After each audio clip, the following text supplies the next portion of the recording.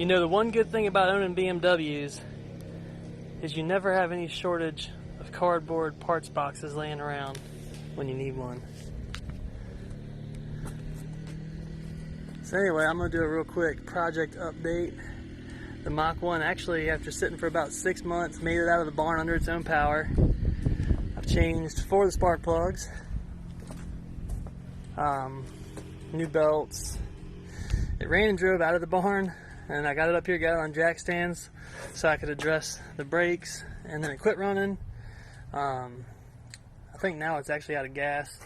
I added a fuel filter and it's already full of nastiness. The linkages on the carburetor were locked up pretty bad, so I sprayed them all down. Now everything's moving freely. Still something funky going on with the high idle kickdown. It just sometimes does some weird shit, but I'll cross that bridge when I come to it. Oh, and I don't have a battery again. So I think the plan is going to be work front to back, back to front rather. The brake line that I had to crimp off in that one video that sprayed me in the face with a bunch of brake jizz, I'm going to try to patch that guy in, and I don't really see a whole lot of sense in installing that brake line into the old nasty shitty Master when I know I'm getting ready to pull it out anyway. So I think I'm actually going to attempt to go ahead and do the power brake conversion, but I'm running out of patience and running out of daylight, so I'm going to go ahead and dive in, and I'll try to record as much as I possibly can. Alright, just wanted to show you what it is exactly I'm talking about, and you can go back into one of our videos from last year and see it. But this Master brake line going from the Master to the rear diff burst, and if you look right here, you can see where I bent it into like 15 pieces and crimped it, and it still leaks like hell, so I still don't have any brakes. But it runs the length of the car, and I'm going to take it off back there. Probably not going to dick with this side too much because it should come out when I pull the Master, and I'm sure that's not going to work. Alright, I lied again. The fitting under the back of the car where this main line cuts into the back brakes is completely fucked, so I sprayed it with some Aircroll. Gonna let it sit for a minute. Decided to come up here, pulled out the same line up here because I figured it was gonna snap right off and break, and it actually didn't. It came right apart. Let's see if I can get that other line off of there real quick. I got a good feeling, which means it's probably gonna snap because it's the one I need to keep.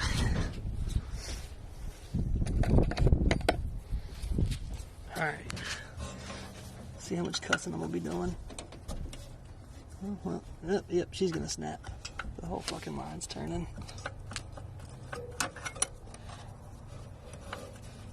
Oh, no, holy hell. This might actually work.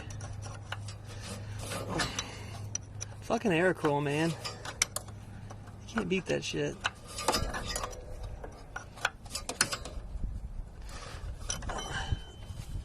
And I did buy the entire brake line kit for the car because it was so cheap, but I'm also real lazy and I really don't want to address anything extra than I have to, and I really want to drive this fucking car somewhere different than from the barn to the driveway. Would be great, but I don't want to get it running and driving with the drum brake master cylinder and burn up my front brakes either. So that's a slight predicament, but it looks like I turned the camera on because I thought for sure there was going to be some cussing, but this is going super smooth. Anyway, I'll finish pulling this bastard out, get the Master out, and I'm sure I'll be done by sundown. Well, hell, other than the bastard clip on the pedal, that was actually insanely easy, and there's actually nothing wrong with this guy, but we're gonna go ahead and swap out for the power brake setup. Alright, well, it's been a couple of days since I said I was gonna finish this thing before dark, and you know, obviously that didn't happen. Went ahead and started attacking the power brake booster job. And I'll be honest, that was probably the worst thing I've ever had to do. It was just straight up atrocious. I'd rather cut off my fucking pinky toe than ever have to do that again. Had to change out the brake pedal. It mounts in a different location and it's a different pedal, and at least it's got, you know, disc brake stamped in it pretty. But basically, where this pedal mounts is like way up behind the cluster up here, and it was impossible to get any tools up there. Luckily, I had this one little stubby ratchet guy that got me in there, and it was still like one little click at a time. It was fucking miserable.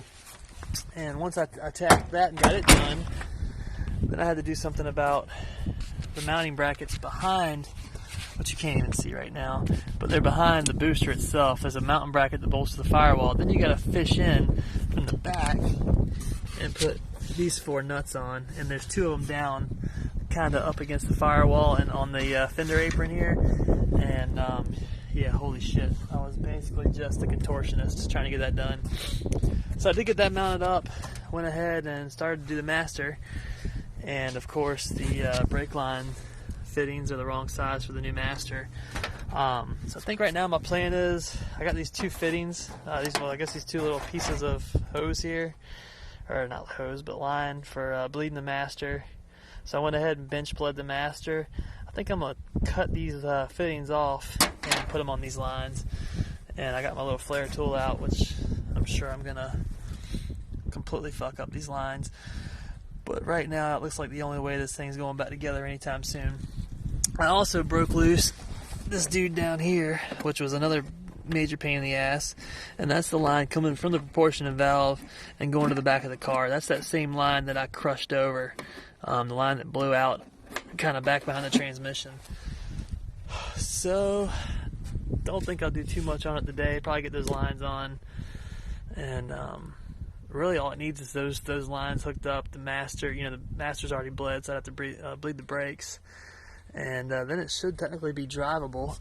Of course, I'm sure when I go to bleed the brakes, both these back wheel cylinders are going to pop. Hopefully they don't, but I know they're going to. I've got new ones, but there's no way I'm getting around to that today. But anyway, it's running good. I just can't move it yet. Wish me luck.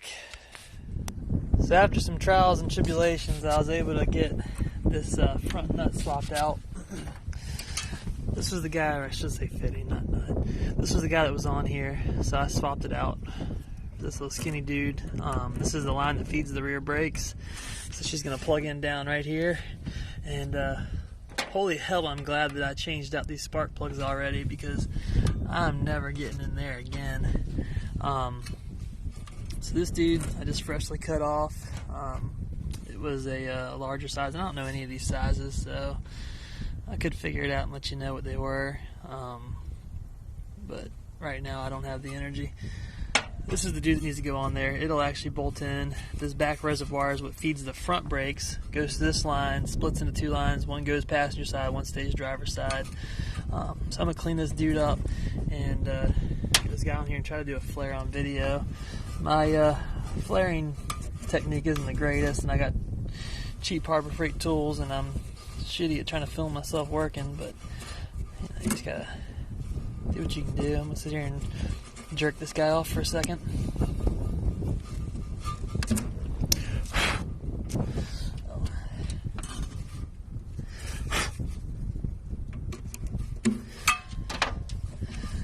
Let's see if she'll slide on there. So don't forget your fitting. Rule number 1. I'm using a little double flare kit from Harbor Freight, and it's a complete pile of shit. And I can't really do it the way I need to do it, but I'm doing the best I can.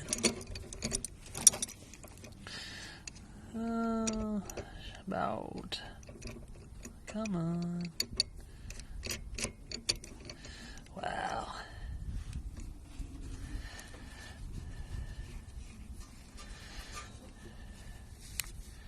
So for the double flare tool, you're supposed to lubricate the die a little bit. Anyway, like I was saying, you're supposed to lubricate the die, and the easiest way to get oil is, there's an engine right here full of it, so you just grease this guy up with a little 30 weight. Because that's what all that was there for anyway. So I got my die lubed up. Put a couple turns on these dudes. I've got to set this phone down.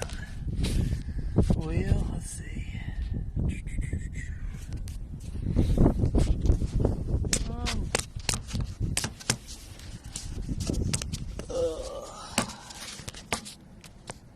Well, fuck, that ain't too bad. I guess. Hood hinge is perfect prop.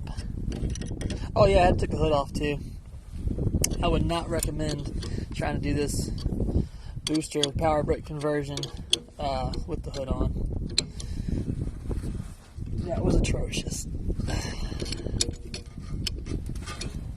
But anyway, I actually have no idea how to use one of these tools, but I watched a video on it. Apparently just pop that die in, squeeze her down a little bit, pull the die out, and put the flare tool back in.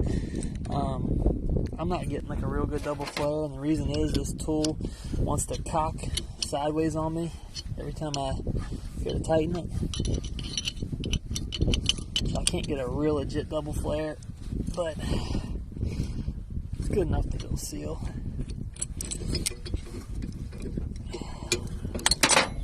And you pull the die out. Oh no, should have used more 30 weight. Oh, there it goes. Oh, then run homeboy back in. And I am totally aware that you're just staring at the back of the die. There the tool anyway here. That ain't too bad. So let's see if we can get some flare action going here.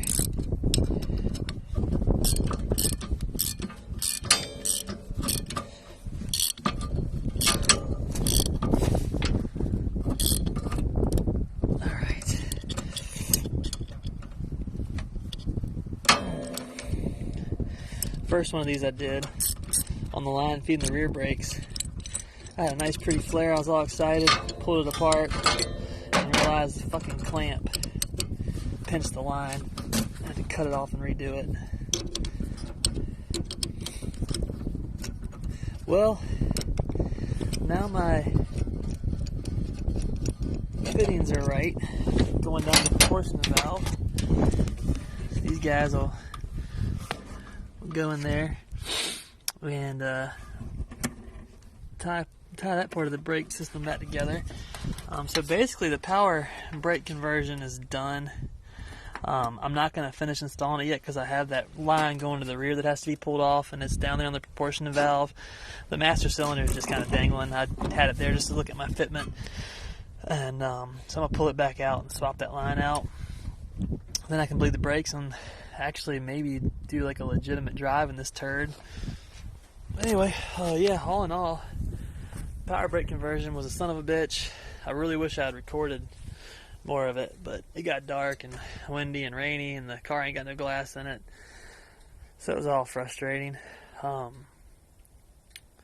The biggest problem I would say with doing it is just everything is super tight. And as much as I joke about not reading the directions, if I had read them ahead of time, it would have saved me a little trouble. Not a lot, but might have saved me 20 minutes. But at least it would have been less frustrating. But yeah, I'm excited. I mean, it seems like it's going to work good. I have plumbed in the vacuum already and ran the engine. I can't do much with the pedal right now, but at least there's no vacuum leaks. Anyway, unless you absolutely need power brakes, I would say, yeah, don't do this job unless you're fucking desperate. And if you're doing a real restoration with, no engine, no interior, all that, maybe it'd be a little bit better. But if you're doing something like this where you're just swapping out a car, especially if it's a nice car, and that's the biggest thing, man. If you got a nice car, you don't want to scratch all to hell. This would be a really tough job to do on something you cared about, unless you're starting from the beginning and doing it. But if you've got a car that's established, put together, restored car, I think I'd just drive with manual brakes.